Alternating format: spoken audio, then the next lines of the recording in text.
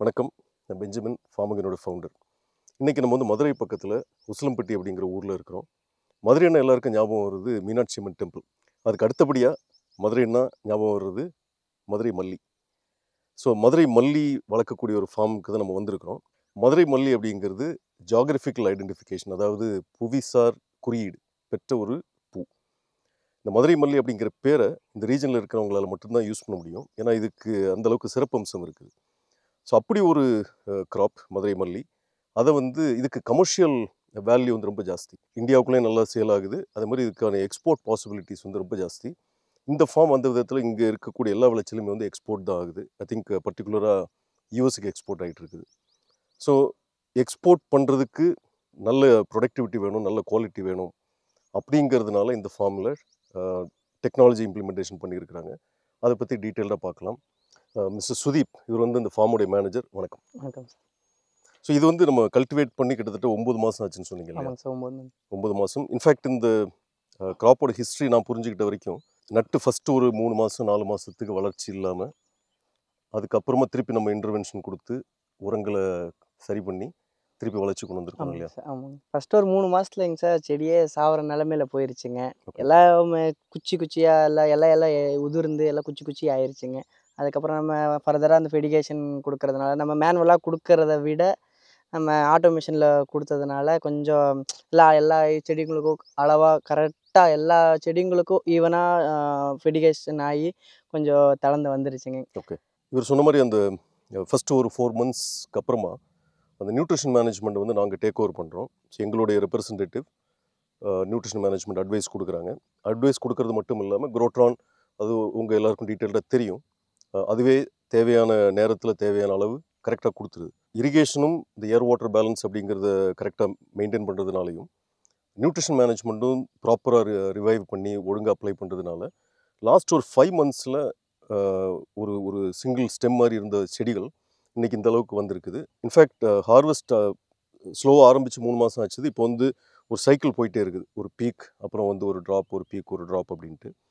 ஜென்ரலாக மல்லி கல்டிவேட் பண்ணுறவங்க வந்து ஒரு 2லேருந்து 3 டன் பர் ஏக்கர் ஈல்டு எடுக்கிறாங்க ஒரு வருஷம் டைம் ஸ்பேனில். பேசிக்கலி நல்ல அந்த உர மேலாண்மை, நீர் மேலாண்மை வந்து ரொம்ப பக்குவமாக கரெக்டாக பண்ணுறவங்களுக்கு அந்த 3 டன் அப்படிங்கிற ரேஞ்சுக்கு அவங்க டச் பண்ணுறாங்க. ஒரு சிலர் மேபி அதை ப்ரீச் பண்ணி கொஞ்சம் ஜாஸ்தியும் பண்ணுறாங்க. இப்போ இந்த நியூட்ரிஷன் மேனேஜ்மெண்ட்டை நாங்கள் டேக் ஓவர் பண்ணதுலேருந்து எங்களுடைய கோல் இன்னொரு ஒரு வருஷத்துக்கு அப்புறமா, ஏன்னா பொதுவாக அந்த டன்னேஜ் கால்குலேஷன்ஸ் வந்து ஒரு 1.5-2 வருஷத்துக்கு அப்புறமா தான் நம்ம பண்ண முடியும். எங்களுடைய கோல் இப்போது நாங்கள் வச்சுருக்குது 4லேருந்து 4 டன் கொண்டு வர முடியுமா அப்படிங்கிற ஒரு ஆஸ்பெக்டில் தான் ஒர்க் பண்ணிகிட்டு இருக்கிறோம். தியரட்டிக்கலி கால்குலேட் பண்ணி பார்க்கும்போது முடியும் அப்படின்னு தோணுது. பட் அதை ப்ராக்டிக்கலாக பார்க்கணும். ஏன்னா எங்கேயுமே நம்ம அந்த அந்த அந்த மாதிரியான ஒரு நம்பர் இது வரைக்கும் என்கவுண்டர் பண்ணதில்லை. அதனால் அந்த ஒரு கோலோட இந்த ஃபார்மில் பயணம் பண்ணிகிட்ருக்குறோம். இந்த ஃபார்ம் நான் ஏற்கனவே சொன்ன மாதிரி ஒரு எக்ஸ்போர்ட் பண்ணக்கூடிய மல்லி எக்ஸ்போர்ட் பண்ணக்கூடிய ஒருத்தருடைய ஃபார்ம். அதனால தான் வந்து சயின்டிஃபிக்காக பண்ணணும், பெட்டர் ப்ரொடக்டிவிட்டி, பெட்டர் குவாலிட்டி வேணும் அப்படின்றதுக்கு வேண்டி பண்ணது. இதனால் நாங்கள் என்ன பண்ணோம்னா எல்லா ஃபார்ம்லேயும் பண்ணுற மாதிரி பேசிக் இரிகேஷன் டிசைன்லேருந்தே ஆரம்பித்தோம். வழக்கமாக இந்த மல்லி ஃபார்முக்கு நீங்கள் போனீங்கன்னா 4க்கு 4 அடிக்கு 4 அடி அப்படிங்கிற ஸ்பேஸிங்கில் தான் செடி இருக்கும். இதில் வந்து வித்தியாசம் நம்ம என்ன பண்ணியிருக்கிறோம்னா கிட்டத்தட்ட 6 அடி ரோ டு ரோ. ஏன்னா அந்த ரோ காலம் கான்செப்ட் வந்து மல்லியில் பொதுவாக கிடையாது. 4x4 அப்படிங்கிறது ஸ்டாண்டர்ட். இப்போ இங்கே வந்து ரோ டு ரோ ஸ்பேஸிங் 6 அடி வச்சுட்டு பிளான்ட் டு பிளான்ட் வந்து ஒரு 2 அடி ஸ்பேஸிங் வச்சு கண்டினியூஸாக பண்ணியிருக்கிறோம். அப்போ அந்த ஃபோட்டோசிந்தசிஸ் என்ஹான்ஸ் பண்ணுறதுக்கான பேசிக்கலி செடியோட எல்லா பகுதியிலையும் வெயில் கரெக்டாக பட்டு அது ஃபோட்டோசிந்தசிஸ் பண்ணுறதுக்கான பாசிபிலிட்டி இன்க்ரீஸ் பண்ணுறதுக்கு வேண்டி இந்த பெட் ஸ்ட்ரக்சர் பண்ணோம். அது மாதிரி இந்த பெட்டு போடுறதே வந்து மல்லியில் ஒரு பழக்கம் இல்லாத விஷயம். ஆனால் நான் ஏற்கனவே சொல்லியிருக்கிறேன், எந்த கிராப்பாக இருந்தாலும் அது வந்து பெட்டில் பண்ணும்போது அதோடைய பெர்ஃபார்மன்ஸ் கண்டிப்பாக பெட்டராக இருந்தே ஆகணும். ஏன்னா ரூட் ஜோனில் ப்ராப்பரான ஏரேஷன் கிடைக்கும். மழை பெஞ்சாலும் தண்ணி ட்ரெயின் ஆகிடும், ஸ்டாக்னன்ட் வாட்டர் இருக்காது. ஸோ ஏரேஷன் வந்து ஒரு முக்கியமான ஃபேக்டர். ஸோ ரைஸ் பெட் இருந்தால் டெஃபினட்டாக ப்ரொடக்டிவிட்டி இம்ப்ரூவ்மெண்ட் இருந்தே ஆகணும். அதே மாதிரி அந்த 4க்கு 4க்கு பதிலாக இங்கே நான் சொன்ன மாதிரி இந்த 6 அடி ரோட் ரோ ப்ளஸ் 2 அடிக்கு ஒரு பிளான்ட் அப்படின்னு வச்சதும், இன்ஃபேக்ட் 2 அடிக்கு ஒரு பிளான்ட்டுக்கு பதிலாக பெட்டுக்கு இந்த பக்கம் ஒன்று, அந்த பக்கம் ஒன்று. அப்போ சைடில் வந்து நிறைய ஸ்பேஸ் இருக்கிறதுனால அந்த செடிக்கு போதுமான வளர்றதுக்கு இடமும் கிடைக்கும். ஒரு ஆப்டிமல் ப்ரொடக்டிவிட்டி கிடைக்கிறதுக்கான வாய்ப்பு இருக்குது. ப்ளஸ் இது வந்து நம்ம பெரிய மரமாக விட போகிறதில்ல, ப்ரூன் பண்ணிடுவோம். ஸோ அதனால் வந்து எங்களோட கால்குலேஷன் இது அந்த 2 to 3 டன்ஸை ப்ரீச் பண்ணுறதுக்கான ஒரு ஸ்ட்ரக்சர் கரெக்டான ஸ்ட்ரக்சராக இருக்கும் அப்படின்ட்டு நம்புகிறோம். ஸோ நெக்ஸ்ட் இயர் நம்ம அதை ரீவிசிட் பண்ணும்போது அதை இன்னும் கொஞ்சம் பெட்டராக தெரிஞ்சுக்கலாம். செகண்ட் வந்து மல்லியை பொறுத்த வரைக்கும் எல்லா செடிக்குமே வந்து ஏர் வாட்டர் பேலன்ஸ் முக்கியம். ஒரு சிலது வந்து தண்ணி ஸ்டாக்னண்ட்டாக இருந்தாலும் தாங்கிக்கும். உதாரணத்துக்கு வாழை. இந்த செடியை பொறுத்த வரைக்கும் தண்ணி ஸ்டாக்னெட் ஆச்சுது அப்படின்னா, தங்கி இருந்தது அப்படின்னா, அது உடனே வந்து அதோடைய நெகட்டிவ் சைடுக்கு போக ஆரம்பிச்சிடும். ஸோ ஏர் வாட்டர் பேலன்ஸாக இருந்தால் பெட்டர், ஆர் கொஞ்சம் ட்ரையாக இருந்தாலும் இது தாங்கக்கூடிய ஒரு க்ராப். அதனால் அந்த மாதிரி தான் இதை மேனேஜ் பண்ணணும். அப்படி மேனேஜ் பண்ணுறது ஒரு மேனுவலாக நம்ம பண்ணுறதுங்கிறது ஒரு நியர்லி இம்பாசிபிள். ஸோ அந்த மேனேஜ்மெண்ட்டும் இங்கே பெர்ஃபெக்டாக பண்ணுறோம். ஸோ அப்படி பண்ணுறதுனால இந்த வாரத்துக்கு ஒரு இரிகேஷன், 10 நாளுக்கு ஒரு இரிகேஷன் அப்படிலாம் பண்ண வேண்டிய அவசியம் இல்லை. கரெக்டாக அந்த air water balance towards drier side அதை நம்ம மெயின்டைன் பண்ணுறோம். தேவையான உரங்கள் ஆட்டோமேட்டிக்காக தேவையான கரண்ட் எப்போ இருக்குதோ அப்போ வந்து அந்த உரங்களும் கரெக்டாக போயிடும். ஸோ இப்படி ஒரு இரிகேஷன் டிசைனில் ஆரம்பித்து பிளான்டிங் ஸ்ட்ரக்சரில் ஆரம்பித்து, ஸோ இந்த நியூட்ரிஷன் மேனேஜ்மெண்ட் மட்டும் நம்ம ஃபஸ்ட்டு 4 months பண்ணலை. ஏன்னா அந்த ஃபார்மில் வந்து அவங்களே அதுக்கு போதுமான அனுபவம் இருக்குதுன்னு நினச்சிருந்தாங்க. பட் அதில் ஒரு சில நெகட்டிவ் கான்சிக்வன்சஸ் பார்த்ததுக்கப்புறமா திருப்பி அந்த ஒரு பார்ட்டியை நம்ம டேக் ஓவர் பண்ணியிருக்கிறோம். நியூட்ரிஷன் மேனேஜ்மெண்ட் அட்வைஸும் நம்ம தான் பண்ணிகிட்ருக்கிறோம். ஸோ இப்போ இந்த எல்லா காம்பினேஷனையும் வச்சு ஐ திங்க் அந்த 3 tons ப்ரீச் பண்ணி ஒரு 4 tons to 4.5 tons ரீச் ஆக முடியும் அப்படிங்கிறது எங்களோட ஸ்ட்ராங் கான்ஃபிடென்ஸ். இன்னொரு 1 வருஷத்துக்கு அப்புறமா கிட்டத்தட்ட சேம் சீசனில் நம்ம ரீவிசிட் பண்ணும்போது அதை நோக்கி எந்த அளவுக்கு நம்ம போயிருக்கிறோம் அப்படிங்கிறது தெரிய வரும். இப்போ இந்த ஃபார்முக்குள்ளே வந்தோடனே இந்த செடிகளை பார்க்கும்போது ஒரு சில நியூட்ரிஷன் டெஃபிஷியன்சி இருக்கிற மாதிரியும் தெரியுது. சக்கிங் பெஸ்ட், கொஞ்சம் பெஸ்ட் இஷ்யூஸும் இருக்கிற மாதிரி தெரியுது. உங்களுக்கு அந்த மாதிரி இருக்குதா? இல்லை இல்லைங்க சார், பொதுவாகவே மல்லியில் வந்து ஒரு மாதத்துக்கு ஒரு டைமு, ஒரு வாரத்துக்கு ஒரு டைம் புது புது ஃபங்கஸுங்க, அப்புறம் நம்மளுக்கு தேவை நியூட்ரிஷன்ஸ் எல்லாம் ரொம்ப கம்மியாகிட்டே இருக்குங்க. அதனால் நாங்கள் என்ன பண்ணுவோன்னா, நம்ம கடைக்காரங்க, லோக்கல் ஷாப்பு, இல்லைன்னா வந்து நம்ம அக்ராலஜிஸ்ட்டு அவங்கள வந்து பார்க்க வச்சு அவங்க ஒரு சஜஷன் கொடுப்பாங்க. ஒரு செட் ஆஃப் மருந்து இல்லைன்னா ஃபெர்டிலைசர்ஸு அந்த மாதிரி கொடுப்பாங்க. நாங்கள் வந்து இப்போதைக்கு நாங்கள் அதை தான் யூஸ் பண்ணிகிட்டு இருக்கோங்க. ஸோ அப்போ வந்து நீங்கள் இப்போ இன்னைக்கு ஒரு இஷ்யூ இருக்குதுன்னா அவங்களால இமீடியட்டாக வரவும் முடியாது. கண்டிப்பாங்க. நிறைய டிலே இருக்கும். அப்போ அதுக்குள்ளே வந்து பெஸ்ட் இன்ஃபெஸ்டேஷன் ஜாஸ்தி ஆகலாம், நியூட்ரிஷன் டிஃபிஷியன்சி இன்க்ரீஸ் ஆகிட்டே போகலாம் இல்லையா? ஆமாங்க சார். இதுக்கு ஒரு சொல்யூஷன் இருக்குது, வாங்க பார்க்கலாம். இப்போது இந்த பிளான்ட்லாம் பார்த்திங்கன்னா நிறைய நியூட்ரிஷன் டிஃபிஷியன்சி, பெஸ்ட் இஷ்யூஸ்லாம் தெரிஞ்சவங்களுக்கு, இப்போ சப்ஜெக்ட் தெரிஞ்சவங்களுக்கு பார்த்தா ஓகே இந்த இஷ்யூஸ்லாம் இருக்குதுன்னு தெரியும். ஆனால் ஃபார்மில் இருக்கிற எல்லாராலையுமே அதை ஐடென்டிஃபை பண்ணி உடனே ரெமெடியை கொடுக்க முடியுமா அப்படின்னா அதுக்கான பாசிபிலிட்டி ரொம்ப கம்மி. அதனால் இப்போ என்ன பண்ணியிருக்கிறோன்னா, நம்ம ஃபார்மிங்கில் ஆர்டிஃபிஷியல் இன்டெலிஜென்ஸை வந்து ரொம்ப வருஷமாக எஃபெக்டிவாக, அதை இன்றைக்கி இருக்கிற ஏஐலாம் பாப்புலர் ஆகிறதுக்கு முன்னாடியே யூஸ் பண்ண ஒரு கம்பெனி ஃபார்மகெயின் நம்ம குரோட்ரானில். அதனால தான் இந்தியாவுடைய தலை சிறந்த 100 கண்டுபிடிப்புகள் ஒன்று அப்படின்ட்டு குரோட்ரானுக்கு அந்த பேரும் கிடச்சிது. இப்போது அதில் புதுசாக ஒன்று சேர்த்துருக்குறோம். என்னென்னா, ஃபார்மர்ஸ் வந்து அக்ரானமிஸ்ட்டை தேடி ஓடி அலைஞ்சிட்டு இருக்க வேண்டிய அவசியம் இல்லை. ஃபோன் எடுத்து குரோட்ரான் ஆப் ஓப்பன் பண்ணி இந்த மாதிரி ஒரு ஃபோட்டோ, முடிந்த வரைக்கும் ஒரு ஃபோட்டோ எடுக்கிறதுக்கு பதிலாக ஒரு 2-3 ஃபோட்டோ அப்படி சுற்றி எடுத்து அதை நீங்கள் சேவ் பண்ணிட்டீங்க அப்படின்னா ஒரு ஃபியூ மினிட்ஸில் உங்களுக்கு வந்து ரிசல்ட் கிடச்சிரும். இப்போ இந்த ரிசல்ட்டுக்கு நம்ம வெயிட் பண்ணலாம். பேசிக்கலி இது என்ன பண்ணணுன்னா, இது என்ன செடின்ற பேர் கூட நீங்கள் கொடுக்க வேண்டிய அவசியம் இல்லை. இப்படி ஒரு அசஸ்மெண்ட் நமக்கு கையில் வந்துடும். இதில் வந்து நாங்கள் இந்த ஃபார்ம் பார்த்த உடனே என்னெல்லாம் இஷ்யூஸ் இருக்குன்னு நினச்சோமோ அதெல்லாம் தெளிவாகவே லிஸ்ட்டாக இருக்குது. ப்ளஸ் இந்த நியூட்ரிஷன் டிஃபிஷியன்சிக்கெல்லாம் என்ன சப்ளிமெண்ட் கொடுத்தா பெட்டராக இருக்கும் அப்படிங்கிற ரெக்கமெண்டேஷன்லேருந்து எல்லாமே வந்துருச்சு. ஸோ இது வந்து கிட்டத்தட்ட லாஸ்ட் ஒரு 1 இயராக நாங்கள் பண்ணிகிட்ருக்கிற வேலை. இன்னொரு 1 மாதத்தில் இது வந்து அஃபிஷியலாக லான்ச்சும் ஆகிடும். என்னென்னா, இது வரைக்கும் நம்ம கொடுத்த எல்லாமே ஃப்ரீ சர்வீஸ். பட் இது வந்து பெய்ட் சர்வீஸ். ஏன்னா இதுக்கான ரிசோர்ஸஸ் யூசேஜ் வந்து ரொம்ப ஜாஸ்திங்கிறதுனால இது ஒரு பெய்ட் சர்வீஸ். பட் அந்த பேமெண்ட் வந்து ஒர்த் எவ்ரி பென்னின்னு நினைக்கிறேன்.